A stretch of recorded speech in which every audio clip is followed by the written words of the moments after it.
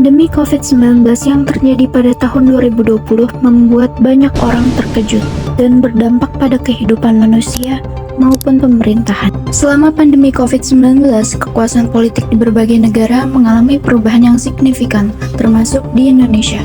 Pemerintah pusat yang dipimpin oleh Presiden Joko Widodo memegang kendali penuh atas penanganan pandemi COVID-19.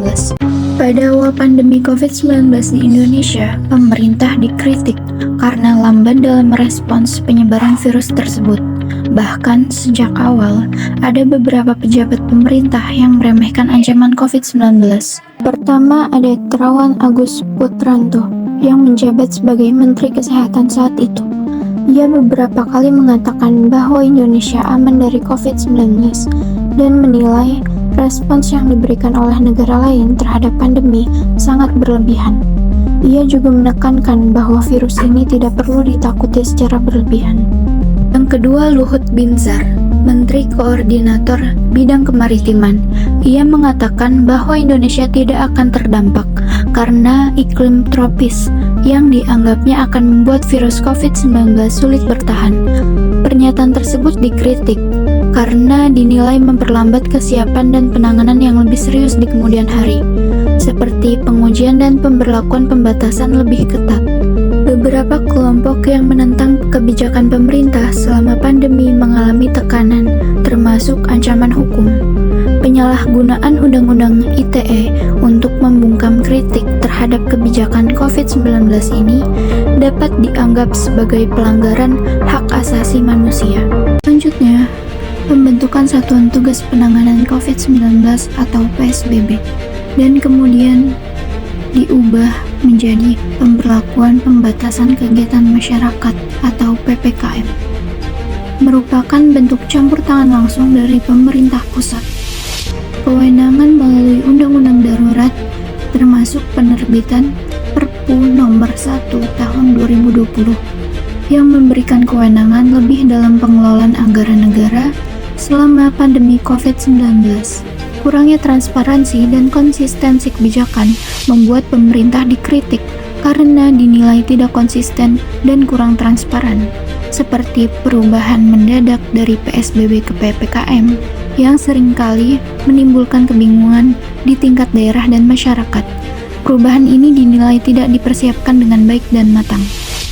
Pembatasan yang diberlakukan pemerintah terhadap masyarakat atas nama keamanan seringkali memicu asumsi banyak orang bahwa pemerintah berupaya memusatkan kekuasaan, termasuk dalam pengambilan keputusan yang dapat digunakan untuk kepentingan politik.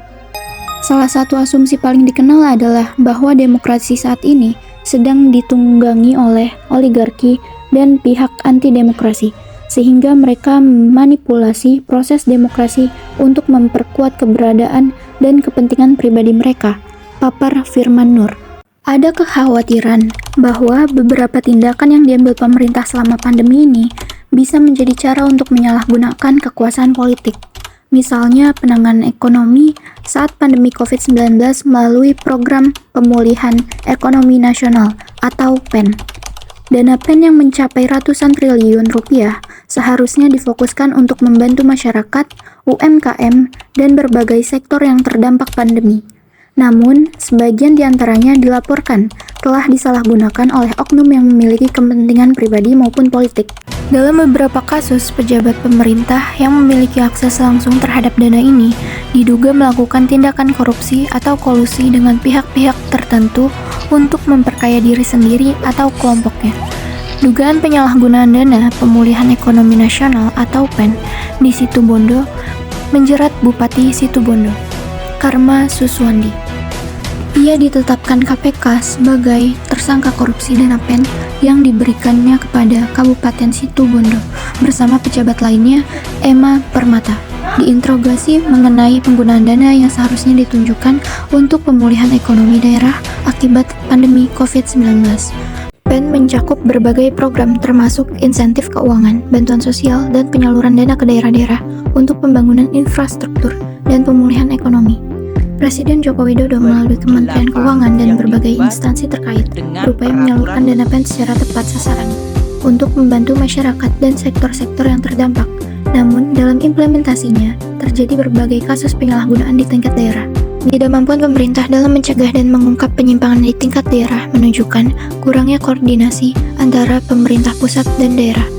Banyak pejabat daerah yang terlibat dalam pengelolaan dana PEN memiliki ikatan politik dengan partai atau kelompok pendukung pemerintahan Jokowi. Dukungan politik di tingkat daerah sering menggunakan dana publik, termasuk dana PEN, untuk memperkuat pengaruh politik mereka. Hal ini dapat menyebabkan korupsi, karena dana digunakan untuk kepentingan pribadi dan partai. Pada pemerintahan Joko Widodo, pemberantasan korupsi menjadi tujuan utama, tetapi implementasinya masih penuh tantangan, terutama jika melibatkan politisi dan pejabat berkuasa. Kasus korupsi dana PEN di Situbondo menunjukkan masalah dalam sistem penegak hukum di Indonesia, terutama dalam kasus yang melibatkan politisi dan pejabat yang dekat dengan kekuasaan politik.